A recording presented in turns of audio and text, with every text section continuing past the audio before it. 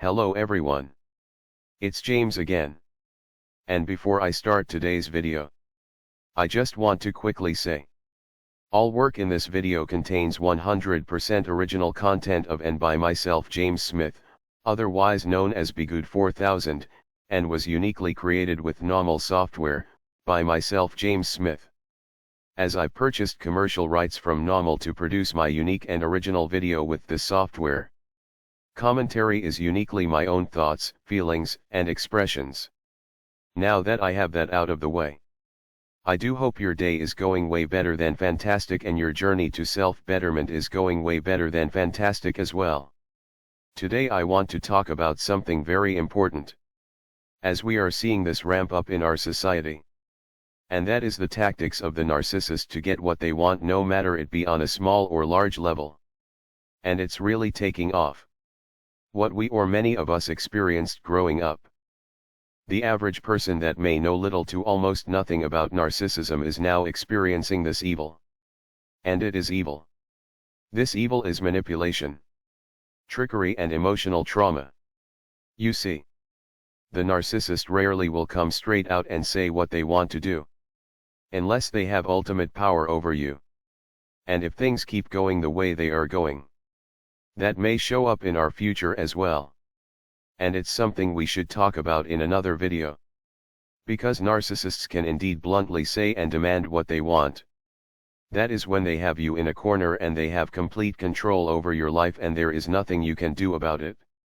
With that said, by and large, they will pretend to be on the right side of life, so to speak. And they will use manipulation tactics to get you to do what it is they want you to do. And one of those manipulation tactics is shame. Shame, or the narcissist's shaming tactics, is so powerful. Because no one wants to feel like they are on the outs of society. You see, we as people know. We know deep down in our gut that if the herd shuns us, we might be stuck. How are we going to get a job if no one hires us? How will we have even someone to talk to us if we aren't liked? Here's an example. And I can give this example because I was a picked-on kid growing up at school. So let's say you have a picked-on kid. And 3 or 4 other kids are picking on this one kid. Well, that 3 or 4 over time can quickly turn into the entire class and the entire school. Why? Because no one wants to go against the grain, and they too don't want to be a picked-on kid. Just for standing up for the first kid that is being picked on. Let me share with you something important in this scenario. There are oftentimes other children in the group that feel bad about what is happening. But they don't dare say a word. And even some that might have a puppy love innocent crush on the targeted kid. But they again won't say a word. Why? Because they know if they do, they will likely end up in the same boat as this targeted picked-on kid. And that's essentially how it works. It's a system that says, do as the one that so-called has some sort of power says. Otherwise you too will be mistreated, bullied, and picked on, mocked, and even worse. And those that move and shake in society and that control the ins and outs, they know this fact. Pick a group or a person and pick on that group or person. And make it so if you don't agree with the bullying, then you too will be labeled and characterized as something that you're not. Here's an example. If someone calls out some problems within any particular movement, real issues that are glaring, it's already been set up in society. If you do so, you can be quickly labeled something so bad that it can hurt your day-to-day lives in society. Well, this is very similar to what it's like growing up in a home with a narcissist parent or parents. The narcissist parent will of course pick a golden child. Usually based on the fact through testing.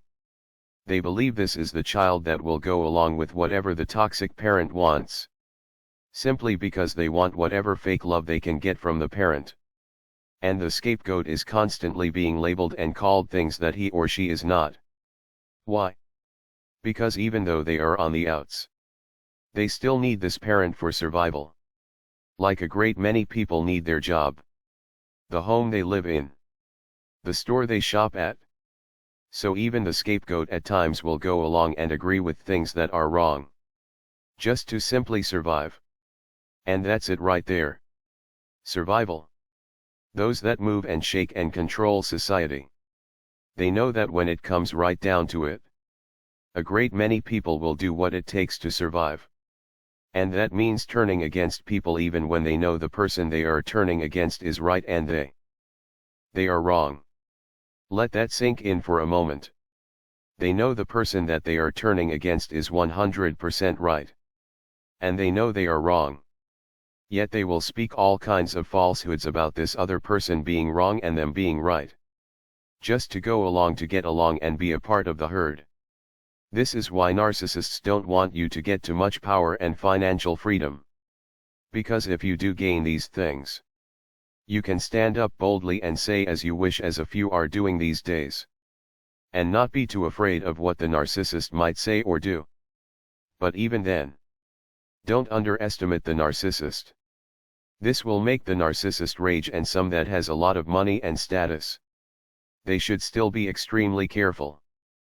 But with that being said, as the old saying goes, there are more of us than there are of them. If everyone just said, "So what?" to these people that act like our puppet masters, they would lose control. They would lose all control over their evil plans in your life and in society. Ask yourself a question. Why do they pay entertainers millions upon millions of dollars?